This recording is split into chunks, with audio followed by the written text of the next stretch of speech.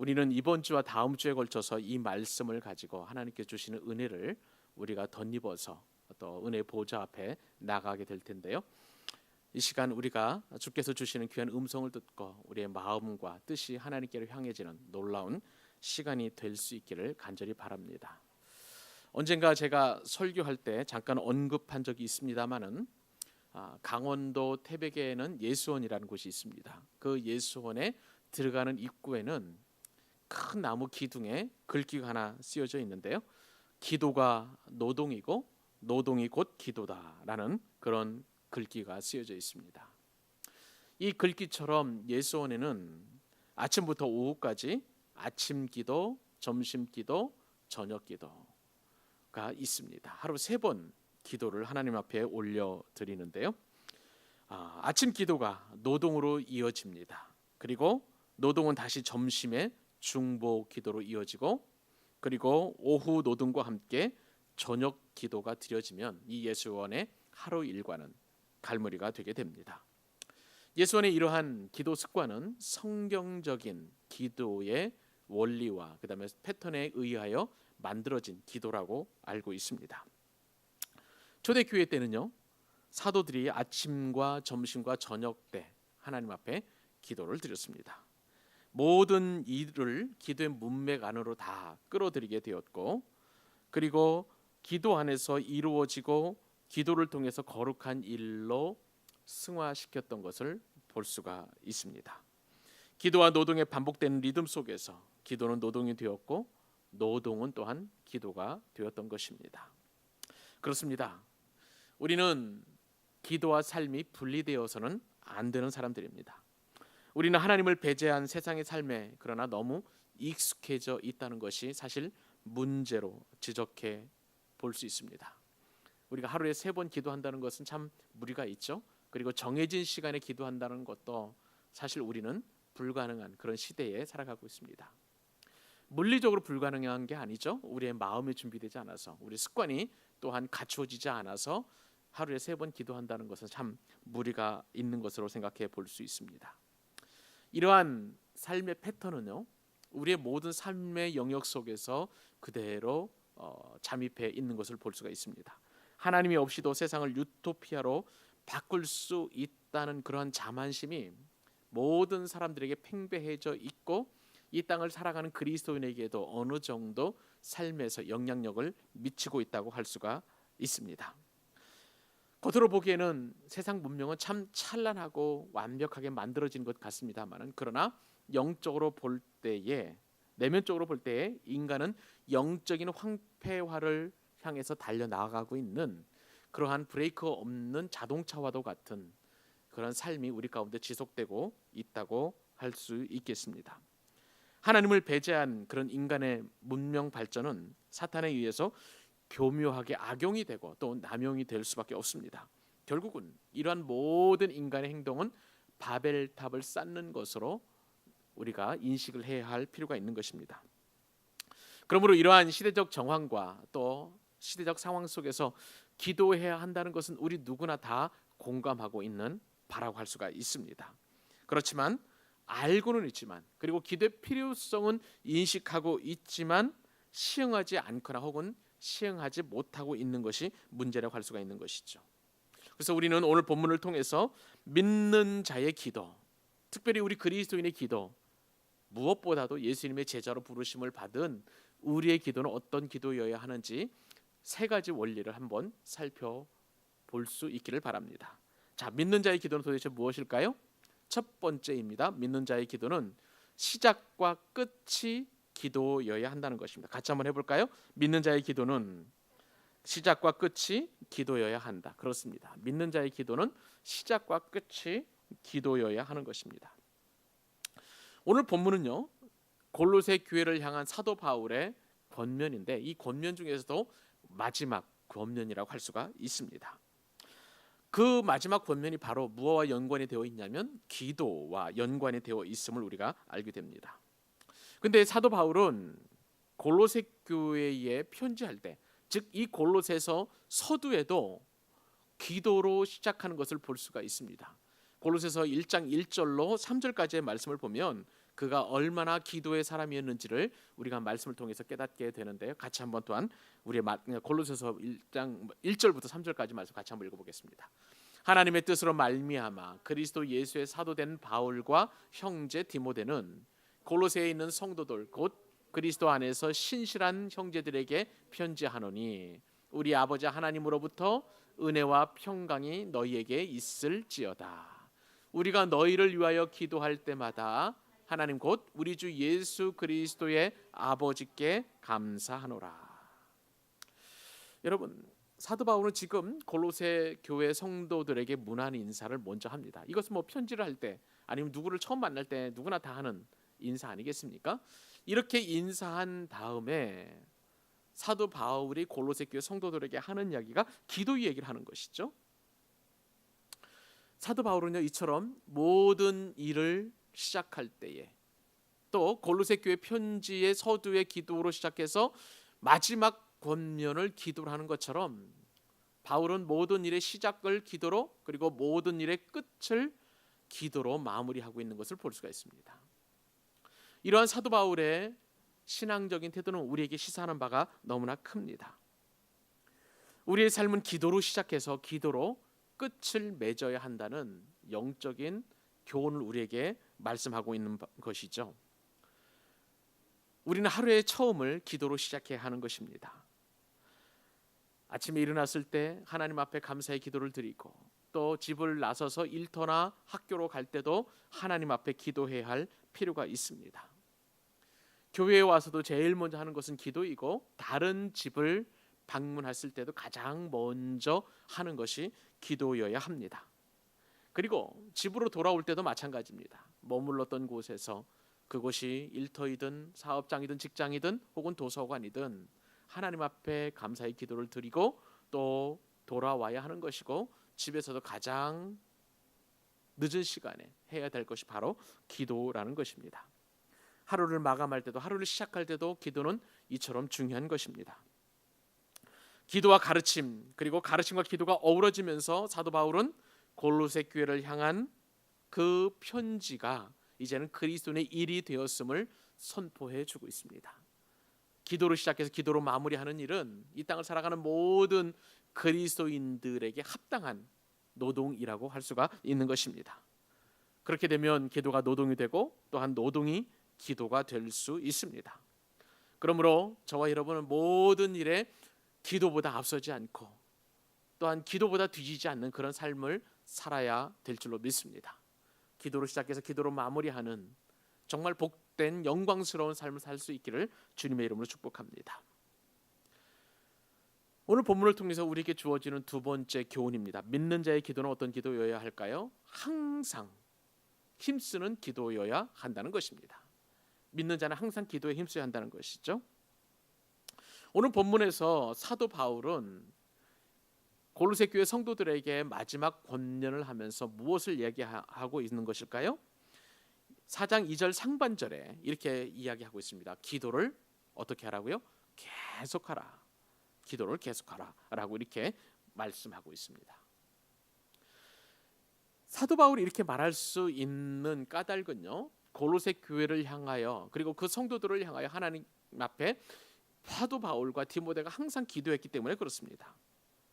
골로새서 1장 말씀을 아까 우리가 읽었습니다마는 그 1장 말씀 3절 말씀에 보면 우리가 너희를 위하여 기도할 때마다 우리가 너희를 위하여 기도할 때마다 즉 사도 바울과 디모데는 골로새 교회를 위해서 기도하는데 딱 한 번만 기도한 것이 아니라 수없이 지속적으로 반복적으로 계속해서 기도했다는 것을 이 말씀을 통해서 우리가 알고 있습니다. 이렇게 기도했던 사도 바울은 골로새 교회 성도들에게 너희 역시도 기도를 계속하라고 권면하고 있는 것입니다. 기도를 계속하라는 이 말씀은 지속적으로 하라는 것이죠. 인내를 가지고 하라는 것이며 또한 끊임없이 기도하라고 하는 그런 권면인 것입니다. 기도에 대한 사도 바울의 이러한 권면은 성경 전체에 걸쳐서 나타나 있고 또한 그것은 하나님의 뜻이기 때문에 항상 기도할 것을 사도 바울은 권면하고 있습니다. 데살로니가 교회 성도들을 향해서도 사도 바울은 항상 기도하라고 권면했는데 그것이 바로 하나님의 뜻이라고 이야기했습니다. 데살로니가전서 5장 16절로 18절 우리가 너무나 잘 아는 말씀인데요. 항상 기도하라. 그리고 쉬지 말고 기도하라. 범사에 감사하라. 이것이 그리스도 예수 안에서 너희를 향하신 하나님의 뜻이니라. 성경에서 하나님의 뜻이라고 나타나는 것은 참 드뭅니다. 이렇게 하는 것이 하나님의 뜻이라는 것은 정말 특별한 경우에 나타나고 있는데 사도 바울은 항상 기뻐하는 것, 쉬지 말고 기도하는 것, 범사에 감사하는 것, 이것은 하나님의 뜻이다라고 이야기하면서 기도의 중요성, 쉬지 말고 기도하는 것이 얼마나 중요한지를 이야기하고 있는 것입니다. 그렇습니다. 성경에서는 쉬지 말고 기도하는 것에 대하여 강조하고 있습니다. 실제적으로 또한 그렇게 쉬지 않고 기도했을 때마다 성경에서는 정말 좋고 아름답고 행복한 일들이 여러 번 일어난 것을 볼 수가 있습니다. 사도행전에서 사도들을 포함한 120명의 문도들은 이제 주님께서 부활하시면서 승천하시면서 그들에게 남겨주셨던 명령을 지켜 행하기 위하여 하나님 앞에 기도하였습니다. 주님께서는 구름을 타고 하늘로 올라가시기 전에 분명하게 이야기하겠습니다. 내가 너에게 약속한 것을 기다리라. 여기서 약속한 것은 성령을 말하는 것입니다. 이제 남겨진 사도들과 그리고 120명의 성도들은 주님의 이 명령처럼 이 명령에 따라서 약속하신 것을 기다려야 했습니다. 그것은 성령이었는데 그래서 이 120명의 문도들은 마가의 다락방에 모여서 끊임없이 지속적으로 그리고 하나님께서 응답해 주실 때까지 기도한 것을 볼 수가 있습니다. 그렇게 기도했을 때에 마침내 오순절이 되어서 성령께서 임하시게 되는데 강한 바람 소리와도 같은 청각적인 모습으로 성령께서 임하셨습니다. 또한 불의 혀처럼 갈라지는 것들이 각 사람 위에 하나씩 임함으로 말미암아 시각적으로 또한 성령님께서 기도하였던 그 성도들 모습 가운데 나타나신 것을 볼 수가 있습니다. 이러한 성령의 임재와 성령의 임하심은 구약 성경 요엘서에서 예언되었던 그런 내용이기도 하였습니다. 하나님의 말씀을 붙잡고 그리고 또한 끊임없이 쉬지 않고 성령 주시기를 위하여 성령께서 임재하시기를 위하여 기도하였을 때에 성령이 그들에게 임하였던 것을 볼 수가 있습니다. 또한 사도들은 끊임없이 기도하였을 때 특별히 정말 예수 믿는 사람들이 끊임없이 늘어났을 때 그들에게는 모든 일을 사도들 12사도들이 감당하기는 너무나 버거운 일이 있었습니다. 그때에 굳이 하는 일은 8명의 집사를 뽑아가지고 안수하여서 그들로 하여금 구제하는 일을 맡기고 사도들은 오직 말씀 전파와 기도하는 일에 전혀 힘썼던 것을 볼 수가 있습니다. 이 역시도 성경에서 쉬지 말고 기도하라는 하나님의 명령에 순종하였던 사도들이었던 것이죠. 이렇게 기도한 결과 초대교회였던 예루살렘 교회와 그리고 이방인 선교의 전초 기지가 되었던 안디옥 교회는 은혜롭고 건강하게 성장하게 되었고 하나님의 놀라운 뜻을 이루어가는 귀한 교회로 세워져 간 것을 볼 수가 있습니다. 쉬지 않고 기도하는 것은 이처럼 너무나 중요한 것이죠. 그렇다면 그리스도인의 삶에서 왜 항상 기도하는 것이 중요하다고 할 수 있을까요? 그것은 기도가 구원과 밀접한 관계가 있기 때문에 그런 것입니다. 하나님은 이 땅에서 구원을 이루어 가시는데 대부분 사람을 통해서 그 구원을 이루어 가십니다. 하나님께서는 아름다운 세상을 창조하셨고 그리고 그 세상을 사람들에게 선물로 주셨습니다. 그 하나님께서 놀랍게도 사람의 동의와 그리고 사람의 요청을 통해서 그 구원을 이루어 가시는 것입니다. 하나님께서는 굳이 그렇게 하실 필요가 없음에도 불구하고 사람의 자발적인 요청과 동의가 필요한 것이죠. 기도는 그러므로 이러한 하나님에 대한 믿음의 표현이라고 할 수가 있는 것입니다. 기도라는 것은 무엇입니까? 하나님께 절대 의존한다는 사람의 표시인 것입니다. 우리 인간은 너무나 연약하고 너무나 부족해서 하나님의 뜻을 이루어갈 수 없기 때문에 하나님께서 개입하셔서 하나님께서 이 일을 이루십시오라고 하는 참으로 우리의 연약함에 대한 깊이 있는 인정이 바로 기도라고 할 수가 있습니다. 그러므로 기도를 통해서 하나님께서 역사 안에 개입하셔서 하나님의 선하신 뜻을 이 땅에서 이루어 달라는 사람의 요청이며 강청이라고 할 수가 있는 것이죠.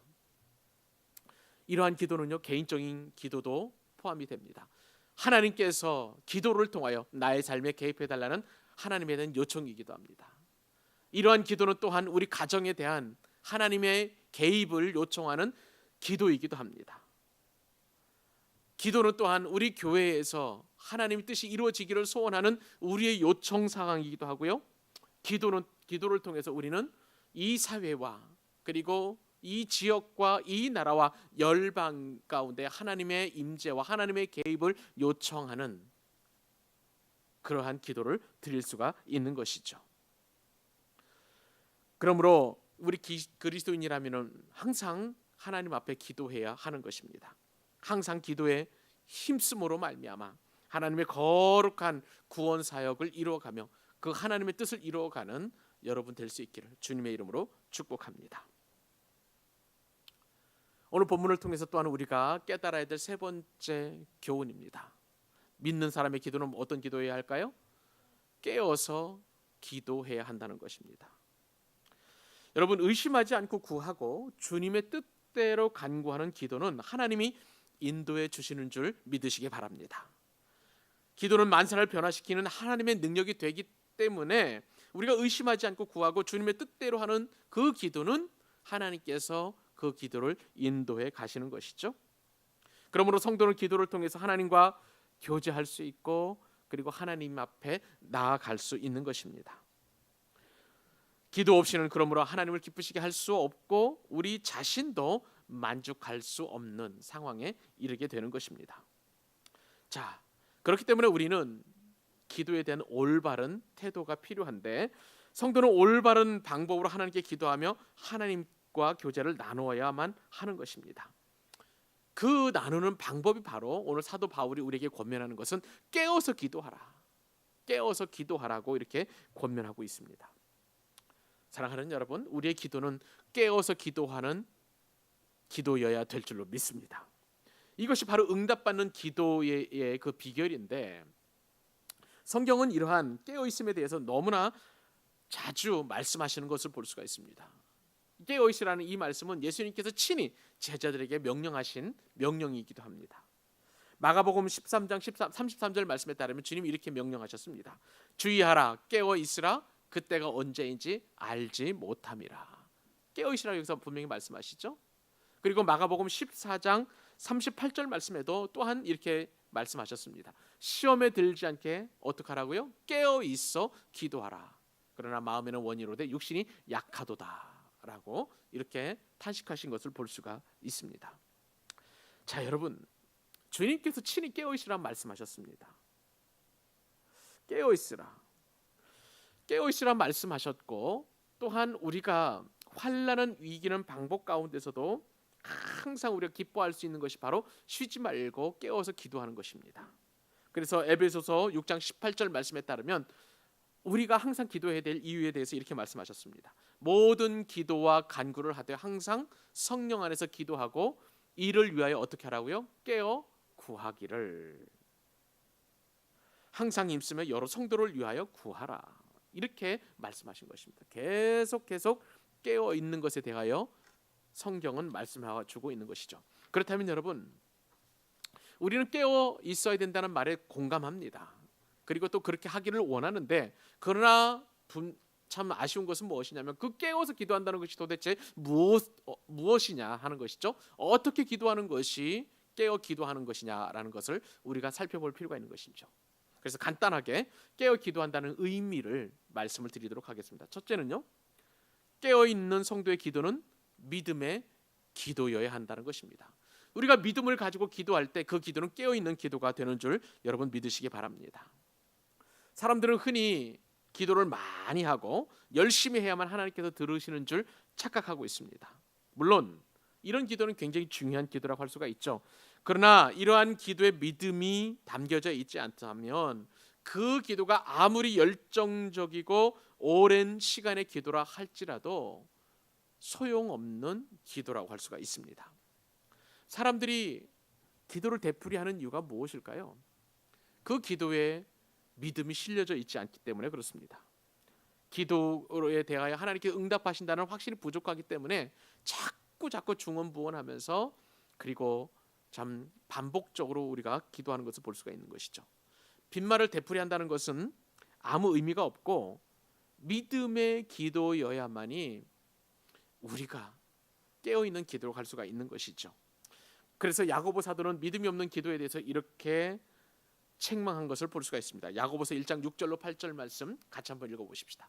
오직 믿음으로 구하고 조금도 의심하지 말라. 의심하는 자는 마치 바람에 밀려 요동하는 바다 물결 같으니 이런 사람은 무엇이든지 주께 얻기를 생각하지 말라.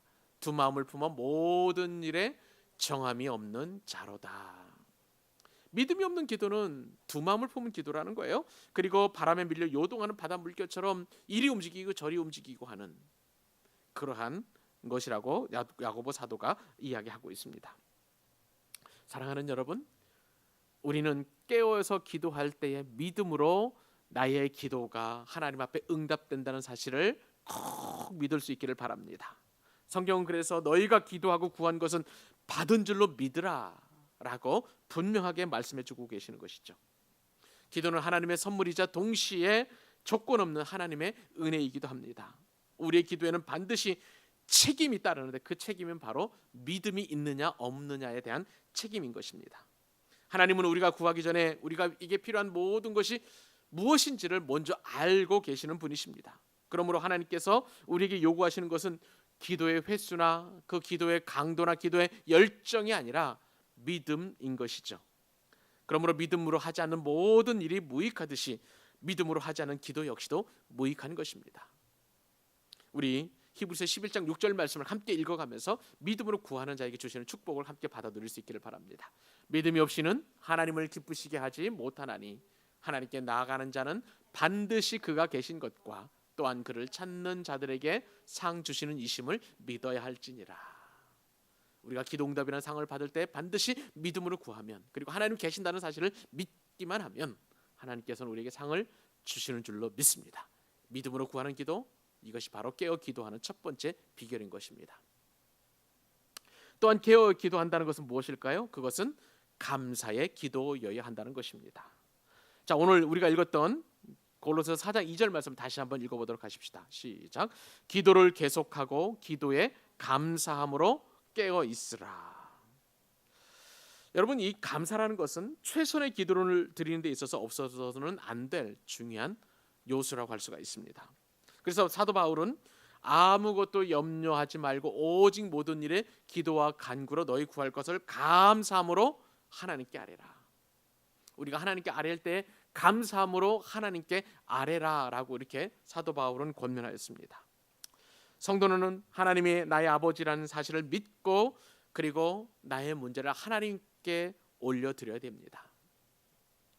하나님이 처리하셔야 할 그 문제를 우리가 주제넘게 맡아서 처리하려고 한다면 더 큰 문제가 발생하게 되어 있죠. 그리고 그 문제는 해결을 받지 못하게 되어 있습니다. 그러므로 우리는 문제를 놓고 감사함으로 하나님께 기도해야 하는 것입니다. 평강의 하나님께서는 그리스도 예수 안에서 우리의 마음과 생각을 지키시고 또한 우리의 모든 문제를 해결해 주실 줄로 믿습니다. 그러므로 우리가 모든 문제를 해결하는 것은 우리의 삶 가운데서 하나님의 활동 영역을 제한한다는 사실을 깨닫고 그 대신 우리가 감사함으로 하나님께 아뢰어서 하나님으로 하여금 하나님의 일을 하실 수 있도록 기도하는 것이 너무나 지혜로운 기도요. 그것이야말로 바로 깨어 있어 기도한다는 사실인 것입니다. 사랑하는 여러분, 우리가 기도할 때 감사함으로 하나님께 기도할 때 그것이 바로 깨어있는 기도라는 사실을 알고 감사로 주님께 아뢰는 그런 복된 시간 될 수 있기를 바랍니다. 마지막으로 또한 우리가 깨어서 기도한다는 것은 도대체 어떤 기도여야 할까요? 그것은 확신 있는 기도여야 한다는 사실입니다. 하나님께서 지금 이 기도를 듣고 계시고 그리고 이 기도에 대한 확실한 응답을 주실 것이라는 사실을 믿고 우리가 기도해야 된다는 것이죠. 기도는 결코 독백이나 상대방이신 하나님께서 듣지 못하는 그런 낭독이 아니죠. 일방적으로 하는 그런 이야기도 아닙니다. 하나님은 기도를 통해서 자녀들이 안고 있는 생각과 고충을 들으시고 그러한 하나님의 뜻을 나타내 주십니다. 성도들이 하나님께 자세하게 실질적으로 기도해야 하는 것은 기도가 하나님과 나누는 대화이기 때문에 그런 것입니다. 대화라는 것은 상대방에 대한 신뢰가 있어야 됩니다. 하나님께서 나의 말을 들으시고 그리고 나의 그 말에 귀를 기울이시며 그리고 내가 어떤 문제를 안고 있는지 내가 조목조목 말씀을 드리면 하나님께서는 그 기도를 들으시고 또한 응답이라는 선물로 우리에게 보답하여 주실 줄로 믿습니다. 그러므로 우리는 확신 가운데 기도해야 되는 거예요. 이런 확신을 가지고 기도하는 것이야말로 깨어 기도해야 한다는 것입니다. 그 귀한 믿음의 교훈들 가지고 이 밤에 우리가 하나님 앞에 간구하는, 그리하여 하나님 앞에 응답받는 복된 시간이 될 수 있기를 주님의 이름으로 축복합니다.